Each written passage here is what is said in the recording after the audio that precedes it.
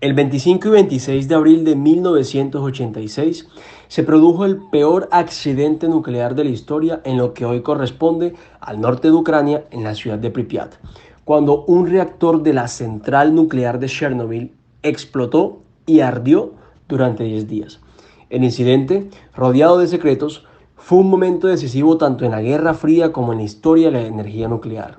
Hoy, más de 35 años después, los científicos estiman que la zona que rodea la antigua central no será habitable hasta dentro de 20.000 años debido a los niveles de radioactividad aún presentes en la zona.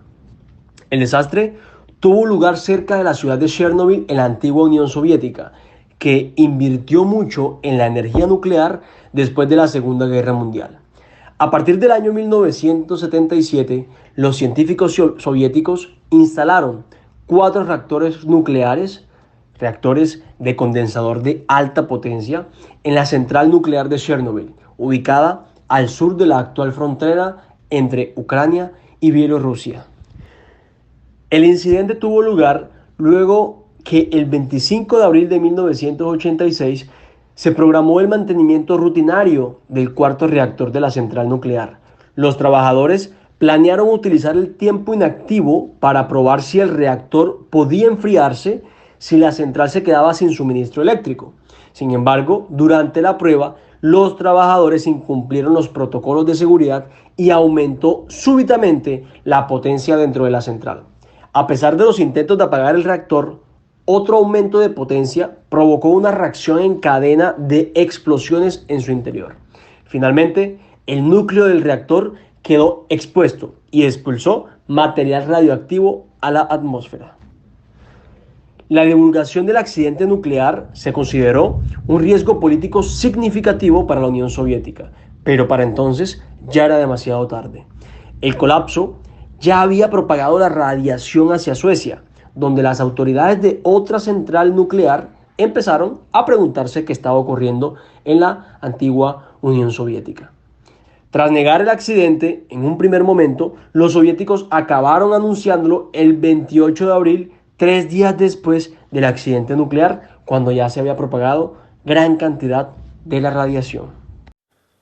Luego de la explosión de la central nuclear, el mundo entero se dio cuenta de que estaba presenciando un acontecimiento histórico, ya que hasta el 30% de las 190 toneladas métricas de uranio de la central nuclear de Chernobyl estaban en la atmósfera.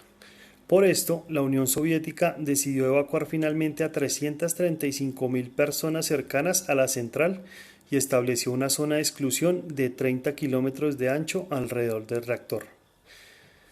En un principio fallecieron 28 personas por el accidente y más de 100 resultaron heridas.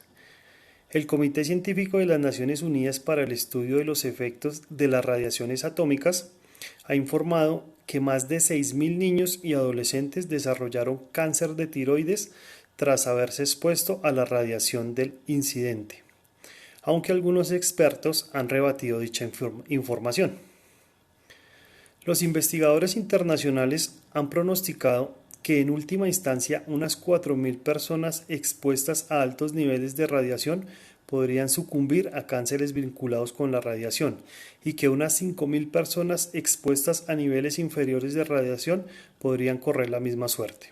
Con todo, las consecuencias totales del accidente, como los impactos en la salud mental y las generaciones posteriores, siguen siendo un tema de debate y estudio concienzudo. Hoy en día, los restos del reactor de Chernobyl están dentro de una enorme estructura de contención de acero desarrollada a finales del 2016. Los esfuerzos de contención y supervisión continúan y se prevé que las labores de limpieza continuarán hasta el 2065 por lo menos. Por otra parte, el impacto del desastre en el bosque y la fauna circundantes también sigue siendo un tema investigado activamente. En el periodo inmediatamente posterior al accidente, una zona de unos 10 kilómetros cuadrados pasó a denominarse el Bosque Rojo, porque muchos árboles adoptaron un color marrón rojizo y murieron tras haber absorbido altos niveles de radiación. En la actualidad, en la zona de exclusión reina un silencio inquietante, pero lleno de vida. Aunque muchos árboles han vuelto a crecer, en los últimos años los científicos han hallado pruebas de niveles elevados de cataratas y albinismos y tasas inferiores de bacterias beneficiosas entre algunas especies de animales de la zona. De igual manera, debido a la exclusión de la actividad humana alrededor de la central nuclear contenida, las poblaciones de algunas especies como linces y alces han aumentado.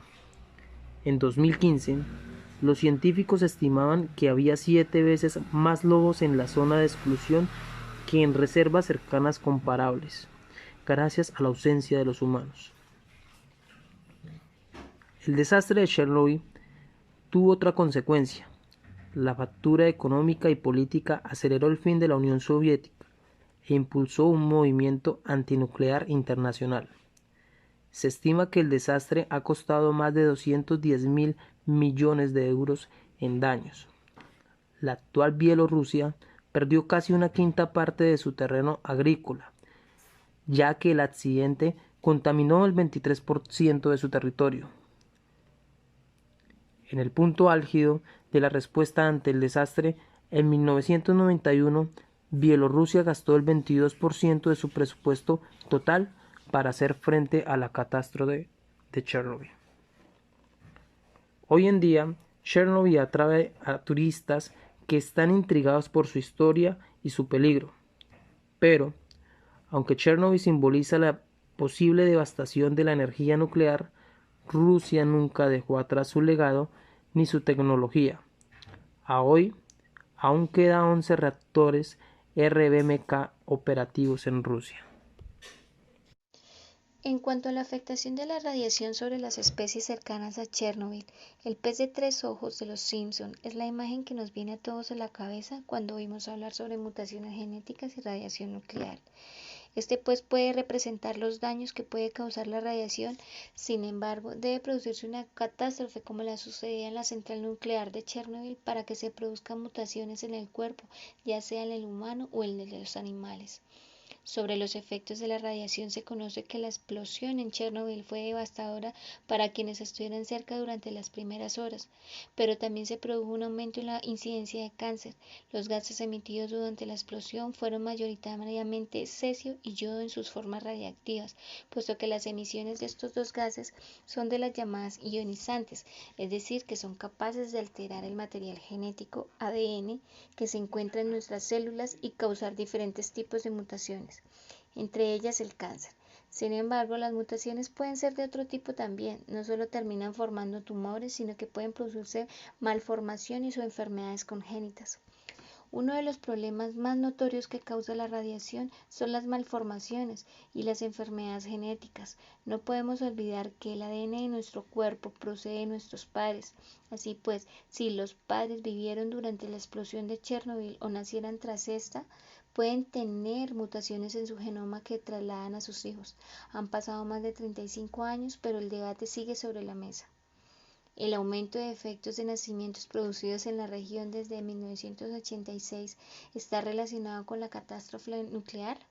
Aunque los expertos no se ponen de acuerdo, sí que es cierto que los médicos cercanos de la zona de la catástrofe han informado de un aumento de efectos congénitos desde 1986, tal y como publicó hace algunos años la Academia Americana de Pediatría, que encontró una correlación entre la presencia de niveles peligrosos de estroncio 90, un elemento radioactivo producido por la fisión nuclear, y tasas dramáticamente altas de ciertos defectos congénitos de nacimiento. Aunque el estudio tiene tiempo y se realizó entre los años 2000 y 2006, no nos puede dar una idea de las consecuencias que tuvo la catástrofe en la siguiente generación en dos sitios, Rivne y Polesia. En ambos lugares se encontraron las tasas más altas de defectos del tubo neural de Europa. Según señala el estudio, este defecto congénito es un defecto del cerebro, la columna vertebral y la médula espinal. Las consecuencias más comunes son la espina bífida y la anencefalia. Diversos estudios, luego de la explosión del cuarto reactor de la central nuclear de Chernobyl, han alcanzado conclusiones esclarecedoras. Los altos niveles de radiación del norte de Ucrania y del sur de Bielorrusia sí están teniendo un impacto significativo en la fauna de la región. El problema principal no son las mutaciones extravagantes, como nuestra imaginación pudiera sugerir, sino otras más pequeñas. Timothy Moses, biólogo del diario The New York Times y quien lleva años estudiando los animales de la zona de alineación, ha explicado cómo animales como los pájaros, las arañas, han desarrollado frecuentes tumores y mutaciones. Además, si bien su número total no ha disminuido, sí lo ha hecho su diversidad. Hay menos especies de pájaros, por ejemplo. Los insectos expuestos a más radiaciones desarrollan más manchas. Las arañas, al igual que Fukushima, tejen telas erráticas y los troncos desarrollan cepas de un color distinto a las que tenían antes del accidente de Chernobyl. En resumen, la radiación, como señala Mousus, es muy palpable en poblaciones de la región. Otros trabajos de campo han comprobado cómo algunos mamíferos de la zona eran radiactivos porque se alimentaban de hierbas, plantas, hongos o trufas del suelo, donde se concentra gran parte de la radiación.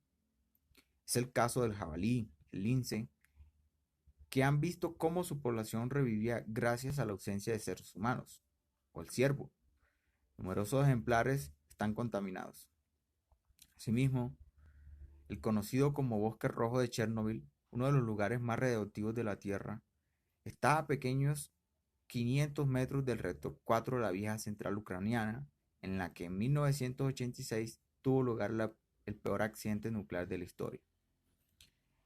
Tras la catástrofe, muchos de los seres vivos que lo habitan murieron, entre ellos sus árboles. Las agujas de los pinos, un árbol abundante y común en la zona, adquirieron color rojizo, lo que dio origen al nombre del bosque. Y todavía hoy, muchos de los árboles mantienen un color anaranjado. Muchas de las áreas de este bosque todavía son absolutamente intransitables para los humanos por sus altísimos niveles de contaminación.